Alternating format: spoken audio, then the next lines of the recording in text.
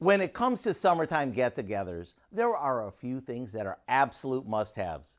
For some, it might be Dad's barbecue chicken, while for others, it may be Aunt Mary's Tutti Frutti ambrosia. However, for me, it has to be my mom's bubbling hot baked beans. And if you got a minute, I'll show you how they're made. We start with a couple of cans of baked beans. To that, we add in some molasses, crumbled bacon, yellow mustard, a bit of butter, and a can of crispy fried onions. After that's mixed, we pour it into a baking dish and top it with even more French fried onions before popping it in the oven. Then we let it bake until all the flavors come together and it's bubbling hot.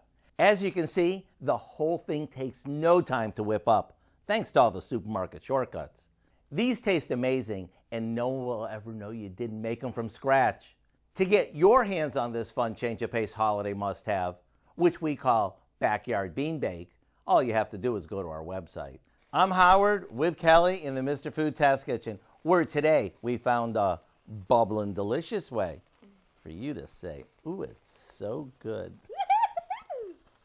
Have fun?